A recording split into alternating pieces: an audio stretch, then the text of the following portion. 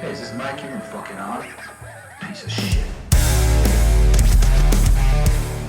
Hello, I'm Stu Rolls and welcome back to yet another boring episode of the Back in the Band podcast. The show where we remember a simpler time in our lives when music and being in a band back in our youth meant you could actually dream one day of living the life of a rock and roll star. But for today's episode, we're going to be focusing on looking back on bizarre bongo players, ever-changing dodgy singing accents, and OnlyFans auditions in grown men's bedrooms. Before we do though, time to bring in today's co-host for the day. It's a man whose dog gets more likes on Instagram. Fuck's sake. It's a man whose dog gets more... Sorry. It's a man. It's got some melody to it. It's a man whose dog gets more likes on Instagram than he does. It's Dan Shaw. Hello, Dan. Thanks for joining us once again. So, for today's guest, you've worked with him in your Melonwave studio. Before we hear from him, though, tell us about your first recording experience. Do you remember it, man? I do remember it. I remember visually what it was. I had this little Tascam recorder, 4 tracks. It had rewind, fast forward, record, play, pause, And yeah, it all recorded onto cassette tape, which meant that I had to be very stringent about what I was recording. Exporting off it was a pain in the arse as well. So what's that little blue one? Yeah, like a nice, I wouldn't even say turquoise, whatever. It was like a pastely blue color one. It was really nice. So did you record drums first, or did you guys all do it at once? Or so this was my solo stuff. This is when I was first venturing into recording, and I would put the drums through a keyboard. So I would play the drums on a keyboard for the backing. Then I'd start with some chords, always just the default piano sound. And then I had a red Squire bass that was my dad's, one of those cheap Squire basses that you used to get like in a multi-pack where you'd get an amp, bass case, bass, maybe a free set of strings, the ones. So then I'd add bass to it. And then if I was lucky, I'd add some lead guitar. And it was back in the days where I wouldn't really sing. So it was just instrumental music. Which track did you put the Tubular Bells on? That was it was that same sort of vibe because it was 4 tracks. I could only do the main core components of it. But it was quite a nice, interesting experience because obviously you're trying to record a 3-minute song of drums, just playing constantly, and then try and record 3 minutes of playing. You were playing the drums on the keyboard to a click, were you, somehow? Nope. Okay, to the internal metronome. Body of Dan. Yeah, it was... Amazing. Yeah, I don't think I made anything groundbreaking on it, but I do miss it still. So good, man. I actually say this to people that come into the studio nowadays. You're forced to end up having decision fatigue because you can change everything post. Whereas then if you'd have tracked, and like with anything back in the day, if you tracked a tape, there's nothing you can do. So you don't spend all that time faffing about going, do you know what, let me just tweak this again, or I don't like that guitar tone anymore, let me re-record it. You'd just be stumped. Commit, be creative, get on with it. Yeah, bish, bash, bosh. Correct. And actually, I remember when my thesis for my popular music production course, and in my final year, I was talking about production styles, differences between production styles in the studio of progressive rock in 1970s versus modern day. I'm not joking, by the way. That was my actual thesis. That sounds sick, though. I mean, got a C, so it's fine. Proof is in the pudding, passed.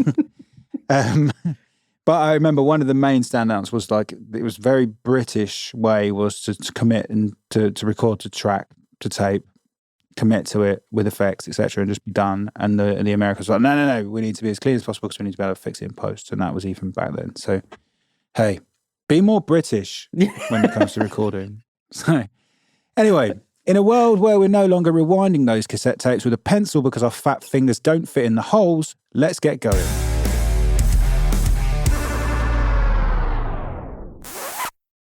So today's guest is a close friend of mine, Dan Briscombe. I first met Dan at a radio show in Luton, Diverse FM, big up. I don't know if they're still going. We were both performing live on the same show from what I remember, and we were playing acoustically. We then spoke on and off for what must have been about 10 years. I always used to say, let's get together, make some music, and for some reason it never came to fruition until a few years back. So Dan, thanks for joining us today on this episode. Before we get into it, let's throw it back a bit and tell us about your first band outfit. What's the most ridiculous outfit you've worn on stage? Oh, yeah, I've worn a few, to be fair. I went full out for sparkly shoes, which I still wear today, sparkling shirt. What? I've worn a green suit, make myself look like the Joker. And that was just normal stuff. Sequin That's dreams. stuff I'd be wearing on nights out as well as on stage. So Was this in the Elton John? yeah, tribute of course. band, or Yeah, is this just... that's the one. Yeah. Yeah, okay. Cool. What was that about, man? Like, I don't know. what's It was that? always, I just wanted to stand out. I'd done the whole no shoes thing, mainly because, as Dan will know from me in the studio with him, I do this thing where I just continuously tap my foot. And it's never in time. And if you're trying to record something or perform live, it's not the best thing if you've got somebody stomping their clogs on stage or whatever. So I tried that for a bit, and then I guess I just went into more comfortable shoe wear. After cutting your foot open on broken glass on stage, yeah. Just as a talking point more than anything. It's cool, man. So go on, tell us from the start. Tell us about your very first band and how you got into that. It was like back at school, we were getting together, having our GCSE results parties, lots of underage drinking, lots of free houses. And naturally, there was that one guy that played guitar that all the girls loved. I'd been friends with him for a little while, and I really didn't know he could play an instrument at all. He was quite a quiet guy at school, and he just brought out the usual, I'm a dickhead guitarist, I can play Wonderwall. Everybody come and sit around me like Kumbaya. But it was good. It was sitting on the stairwell or whatever and doing all the usual Instead classics. of actually talking to girls. Yeah, it's kind of absolutely. Like, how do we stand out here? Yeah. Somebody in the background holding back a girl's hair while she's being sick in the toilet, and we're all singing Stand By Me. Yeah, it's just ambience, Top isn't of it? your Yeah. lungs. Yeah, I'd never really thought about singing and stuff. I'd done your Harvest Festival choirs and stuff as a kid, but other than that, Nice. I've never really saw myself as a singer or anything. You said you were into poetry at that time, Yeah, right? so in school, you done a bunch of poetry competitions that your English teacher would put you forward for or whatever, because they like your creative writing. Sure. Yeah, gotcha. I didn't like to end stories with, and then he woke up. It was more. I actually put that in one of my GCSE short stories and got a B for it. A B. I think it's got to be the most common ending to every story. I written in high can't school. believe it, man. I ripped off Star Wars, one of the second Star Wars films, and it was like, and then it was all a dream. And then Darth Vader And I wrote woke it up. the morning before the submission date on that day, handed it in and got a B. And John, one of the co-hosts on this, fucking fuming when I got a B, and I think he'd worked like days on his and got a The C. adjudicator's going, wait a minute, I've read this story before. I know this. Anyway, And sorry, stealing your thunder, mate. so I was really into just writing short stories and poetry. And like I said, the guitarist who I knew from school, he took me aside. That sounds a bit ominous, but he took me aside. Dodgy, and yeah. He was like, oh, I've written this one as well. I was like, oh, you wrote that yourself? And started playing it. Then I just started, because I was drunk, singing something that I'd written, and people heard it at a house party. And then the more house parties were like, oh, they'll do that song that you guys do. And then we've done it more and more. And then we Nice. thought, well, there's something in this. Let's have a jam, and started rehearsing in my garage and his garden shed. Gotta be done. On this podcast, we love a garage Yeah. rehearsal. I think we've all done it, haven't we? Correct. Hence the name Garage Band. Yeah. Yeah. But yeah, it all really started from there. And we booked in our first ever gig, and it was over at Bar Chameleon in Dunstable. We had to lie about our ages because we were all like 16, 17. They'd only allow 18-year-olds to play. So we all said we were 18, obviously, and they didn't ID us or anything. But still, I'd say still to this day, it's probably my highest paid gig ever. I mean, we got about 350 quid for two What? 45-minute sets at Bar Chameleon. Jesus Christ. And you only played 2 songs 15 I times. don't think I've ever yeah. been paid that anywhere else since then. But we got onto somebody from college, the local college stoner, and part of the Grebo Yeah. crew, because we needed some percussion. He was like, I'll play bongos for you guys. I'm like, okay, cool. Yeah, that works. So the lineup at this point is what? It was like skinny little teenage boys that clearly weren't 18. And then this guy in the background with long, greasy hair playing bongos, stoned out of his nut. It worked. We got paid. So guitarist, singer, and a bongo Yeah. player. Right. Okay. Unique, yeah. I'll give you that. That was Parabis. Okay. So, Cool. And go on. Tell us about Parabis. How did that name come about? It was the guitarist named the band. I think it means preparing for the future or something in Latin. At least that's what he told me. Deep. Well, that's what Google said. Well, it wouldn't have even been Google back then. It's probably Ask Jeeves. Yeah. That's what Jeeves said. So good. Jeeves said it was Yeah. Latin for preparing for the future. I guess we'd done that for a bit, and then we actually found a drummer from another band that I'd joined off the back of the stoner drummer, stoner bongo player. So he said there was this band looking for a vocalist. They gave me their demo. They're looking for a singer. So I said, yeah, I'll take it away. I'll do some writing to it or whatever. And then it was like contacted him third party through, I'd never spoke directly to the band. It was always through this guy. And then he sent me over an address and he was like, oh, they want you to come and audition. So I was like, yeah, I'd never done anything like that before. I was like, okay, this is a proper band because they've got a demo that they've sent me. I get there and this middle-aged man opens up the door, a big house on Old Bedford Road. And I'm just like, am I in the right place? He's like, oh, you here for the band? I'm like, yeah. Oh, yeah, just go upstairs. I'm thinking, okay. I've just walked into this, I haven't been greeted with anybody my age. This middle-aged man's opened the door. He sent me straight upstairs. Just about to get jumped or bummed. I've not even questioned it. I've gone straight up there. I'm ready for a good time. And you fucking need to. I get there and there's just like 3 guys, 2 guitarists, and a drummer, a full drum kit in this guy's bedroom. And it's just utter silence. Nobody's saying a word. And it was like, one of them just said, oh, do you want to try out what you got then? I'm thinking, what? It was like a casting couch audition or something. It was, yeah. And then I just sung along to a couple of songs and they all just looked at each other and went, yeah, this works. And I went with them for a while. And then the drummer ended up joining Parabis and became the band. Like everybody was the Strokes, the whatever at the time. And so we became a band called The Ambitions. And then that was it. So going back to that very strange encounter in a man's bedroom, like what? I can't even imagine. The minute that they gave you a verdict, you kind of, what? Imagine if they said no, that would have been so awkward. Just fold up my paperwork of lyrics and just walk downstairs and say goodbye to the parents having dinner at the table, you know? Yeah. Oh, they didn't like me. Yeah, leave with a doggy bag. Yeah. What genres did you guys play? How would you define your genre? We were heavy into good olds, anything acoustic driven or whatever. So there's a lot of Travis, a lot of the Oasis stuff and stuff like that. And then when we incorporated the guitarist from Parabis, his dad was in like a band during the 80s. So we used to do a lot of covers of his dad's band. So tell us some gig stories. Whereabouts you were playing in Luton predominantly, was it? Yeah, we've done quite a few at Red, Red, Red. I can't remember who the promoter was at the time. Kev? Could have been. Kev Barton? Yeah. So we've done quite a few at Red, Red, Red. We played once or twice at the Hat Factory as a support act. Cork and Ball? Oh, Cock and Ball. Cock and Ball. Yes, we did. Because we played in fact, one of the photos I sent over to you, that's me playing there. Right at the back. Sounds about right. We had that little like banister bit, didn't they?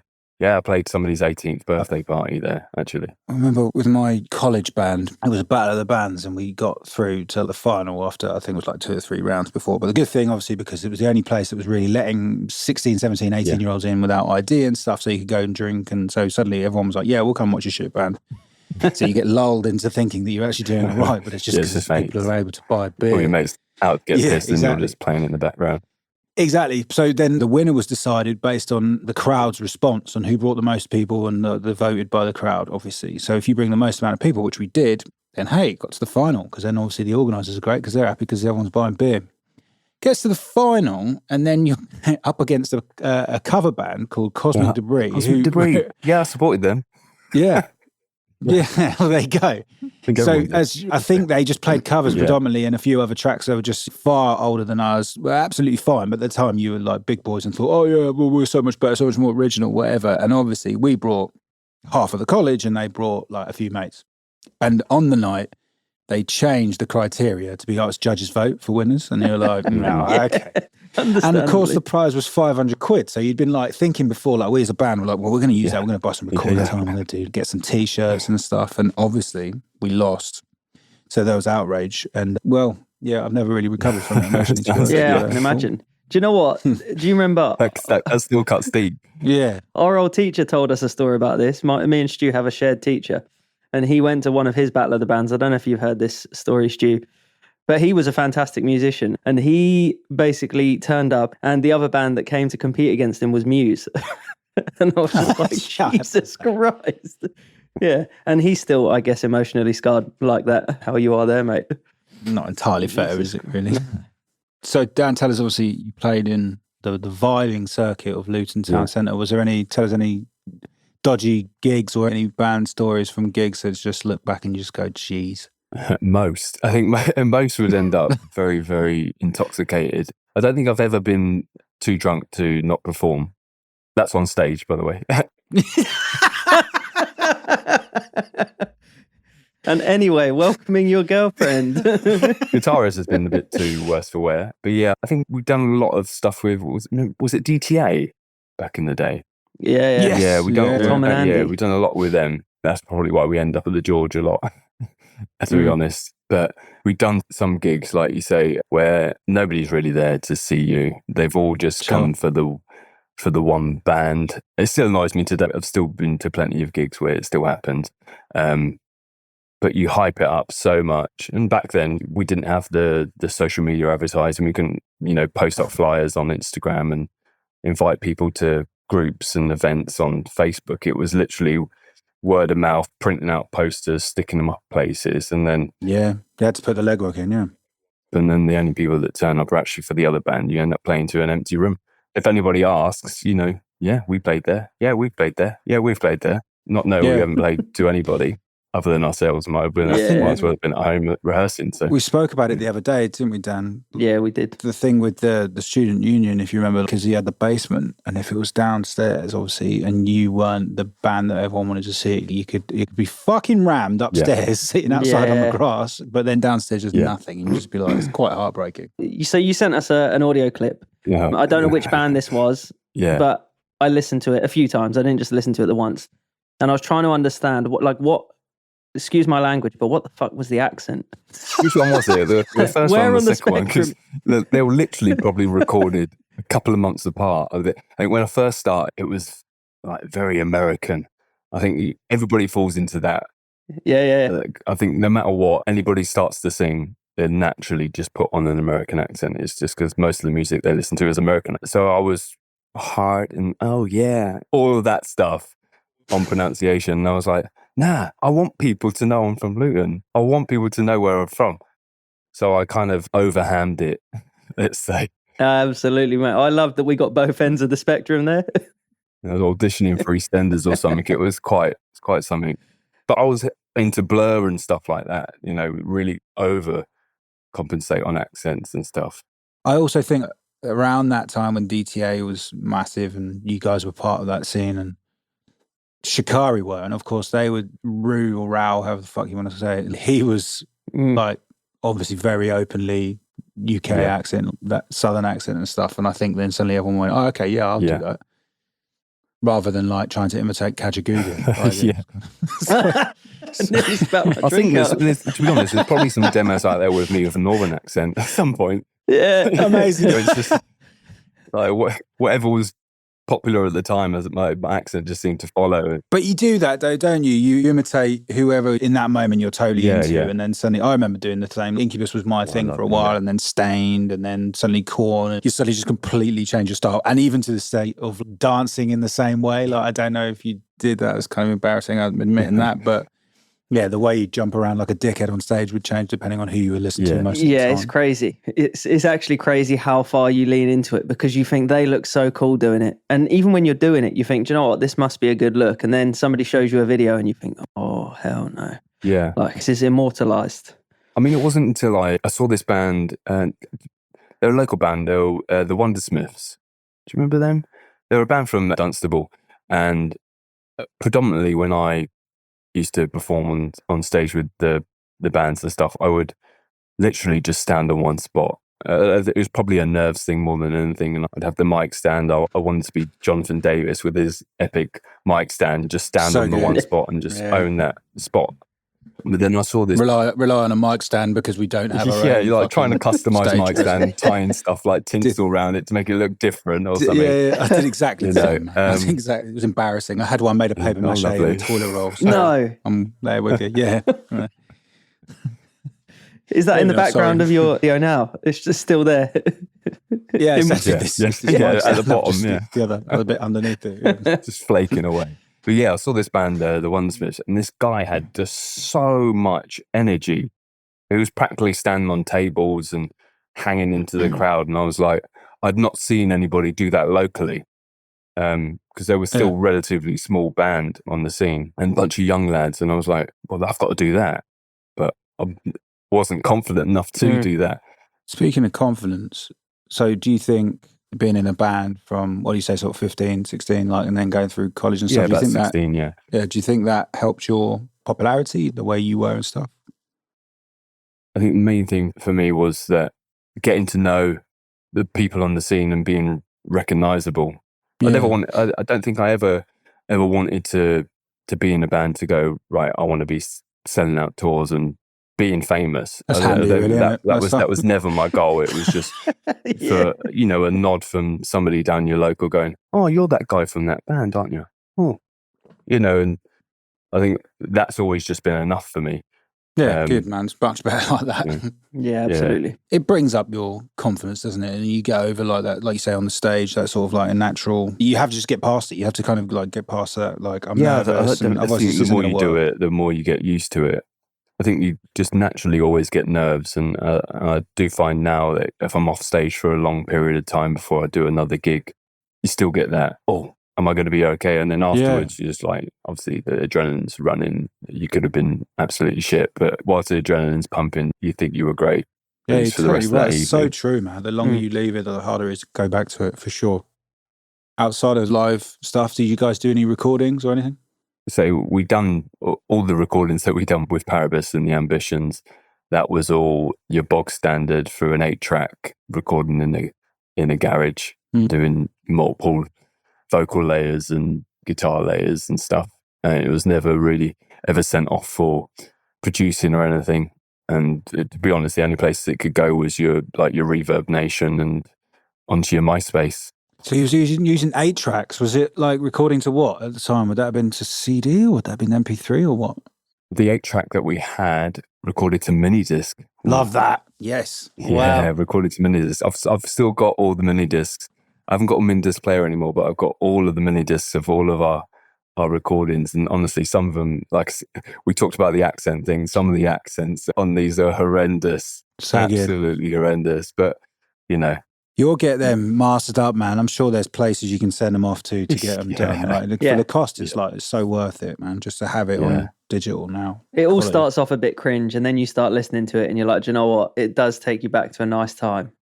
Like when you listen back to some of the old music, even though you can subjectively say, what a piece of crap that is, you just still love it. I found that having done the episode with Stu and having to dig out some of the old files, I'm like, holy hell, like how did we even play a gig? But the ones that I sent over to you, I sent over to the old band members and they were like, where the hell did you find these? I was like, I had to log into about 4 different old email accounts, reset password, reset password. I can't remember that stuff. You're talking, 24 years ago. It's like, it's a long time ago, right? Yeah, madness. And that's the good thing about this pod as well, man. Like you get everyone who's on it and goes back. So I ended up starting a new WhatsApp group with just the guys who are in the band because we haven't spoken as a group for ages and stuff. And then, you end up reminiscing.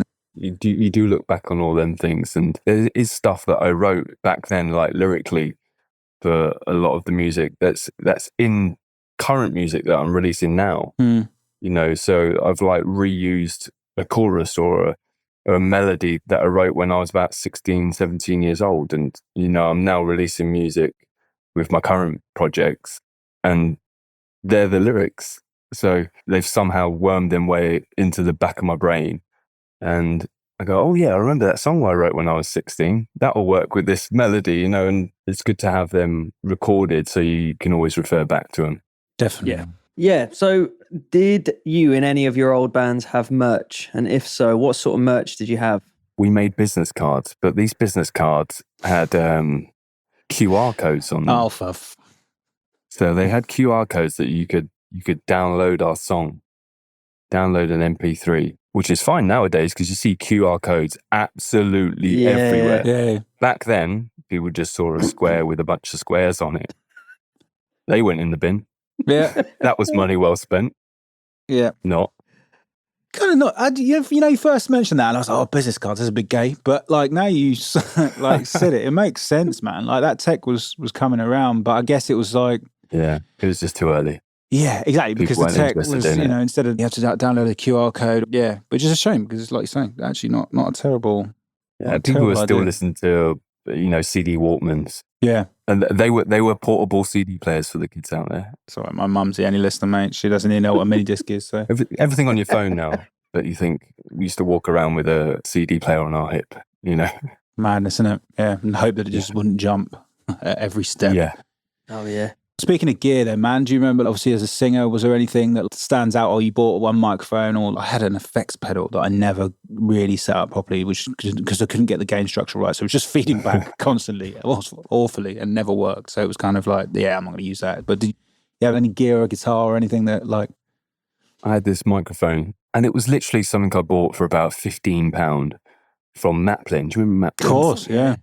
Yeah, I used to have a Maplins over in Luton Town Centre, and I was fed up of using mics at the venues because, they'd seen some worse days. They'd absolutely dented the crap and they'd squeal as soon as you go near them and stuff. So I was like, look, I just want to take my own mic.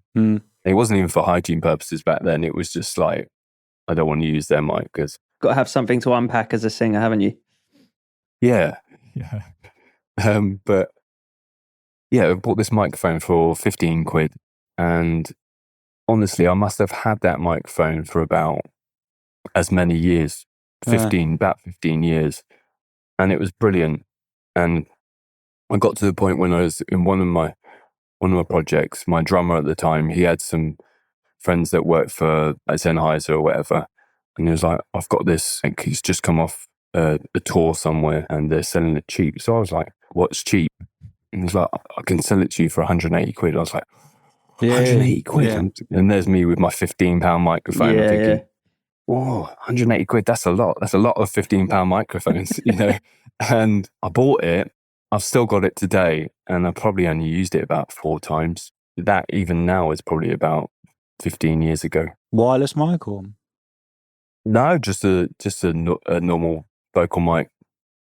I got when I was in uni, and because I'm not particularly flexible or reliable on my feet, I just fell over so much on cable. So I ended up putting like 200 quid into a wireless mic, which is actually a really good investment. I bought a wireless mic, just one of them adapters for standard mics. Yeah, Maplin. And then there was just so many venues that just wouldn't allow me to use it. Yeah, you always get that as well. Yeah. Sound guys are like, no. They're like, oh, you want to use that here? And have you got a license for it? I was like, what?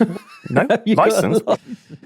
License? What the hell? It's not fucking drone, like, mate. No, if it's a certain bandwidth, you can't use it here. No, yeah. If it's not on the right frequency. I'm like, all right, I'll use the wire then. Yeah, I'll fall over. Fine. Yeah, exactly. Yeah. And drop you. Oh, actually, I'll drop Where's your permit? For what? A wireless adapter. Wow, going against the grain. And final question from me then, Dan. In terms of going against the grain, rebellious stuff. Was there any moments in the band where you or guys in the band on gigs just completely lost it, or did stuff that you go, fucking idiots? Well, a lot of the gigs I always used to. I won't name and shame. I used to have a person. A fan of the band, let's say, and they would always turn up and they would just mosh out. And we weren't playing that type of music, but they'd be out in front screaming out our name, and when the other bands were on, they'll be booing them, get them off, like get the fucking band on, and we'd be playing and they'd be moshing out in front. And then it almost became to the point where people are watching them, they're no longer watching us. Yeah. There was this one guy, he got proper up in my face at one of the gigs, and this was at the George. At one point, we were like head to head, this guy in the crowd, and I'm like, what the fuck's going on? Like, you do know I'm performing on stage, and this guy's just like wanting to fight. And said guy that I was talking about, he just grabbed him. Amazing. He just grabbed this guy, like, and I just carried on singing. I was like, yeah, see you later, mate. Like, crack on with your £15 mic. Fucking yeah, exactly. What happened? Did they scuff? Did they have a little scuffle? Yeah, he just got chucked out. Quite good that you had somebody that was both number one other band hater and security guard all in one. Yeah. Final question from me then, Dan. What was the best bit for you about being in those bands? It was and still is the writing process of writing original music, getting your end product and going, yeah, I've done that. Even if nobody listened to it, it was still an accomplishment of going, well, that started from just a random guitar riff or a vocal line or whatever, and now it's a full 4.5 minute song that's done and dusted. Next, move on. And I've always stayed with that mentality with writing new material, and I still do it today. Enjoy that ride over and over again. So yeah, we've not really talked about it on this pod like that because it's not easy either. It's not easy to find in a group of however many people that chemistry of, well, I like writing the way you like writing and we write the same way. When you finally find people that you can bounce off that way and write stuff that you like, and then suddenly you play it and you refine it and you get better with it, and you have those moments, and you have those moments in rehearsals and you look at each other and you go, yeah, that's sick. And it's probably not sick, but studio magic, we call it. For you 4 guys or whatever it is, like, it feels amazing. One of the guys from my OnlyFans audition in the bedroom, he was the guitarist in that band, and I'm in a band with him today. So I've worked with him, I think this year will be 20 years, and we've just been in project after project together, and we just, like you say, we just have that chemistry and it just works. It's funny you mentioned that connection between band members as well, because you find that after years of being apart and not writing songs together, if you somehow get in touch with the same people, it doesn't change. Like the fundamental kind of connection doesn't go. Like a case in point, I was in touch with a guitarist that I used to be in a band with years ago, and we just started working on stuff back and forth, all remote, so you don't get the same sort of magic. You see some of the stuff that comes back and you're like, this sounds like you wrote it, you know? And likewise, you add your part, and it's like you don't change. You obviously grow as a musician, you get better at making stuff sound good. But fundamentally, I think people have maybe 5 songs they can write in their life, and they'll just regurgitate the same 5 songs in different ways. I'm sorry. Having worked with many bands that, you know, and it's all in the same kind of style, same kind of genre, and I love it. I could always just explore the bongos for another 45 minutes. I do. It becomes slanderous. I just think it's bizarre. Like in a world like, unless you're like Incubus into the 1998, just where's that come from? Like, anyway. It's just that image, like I said, the 3 skinny guys, clearly underage at the front, and this guy at the back. Just was he stationary, or did he just like they were like mounted bongos? They're not like a little, like a little set sitting on his lap. That's what I expected him, like mounted, like strapped on, and, like walking around hanging. Proper. Yeah. Madness. Vibing. Yeah.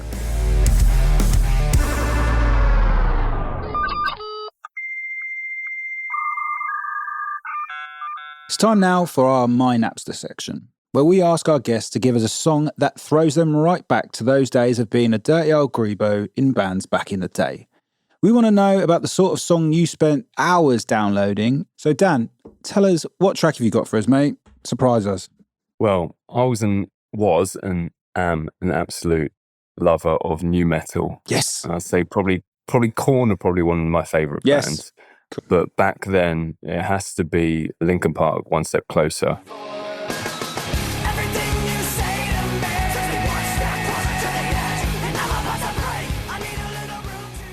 Yeah. As soon as that album came out, I was just like, what the hell is these guys doing? And I'd be telling everyone about them, and nobody would want to fucking listen because none of them liked it.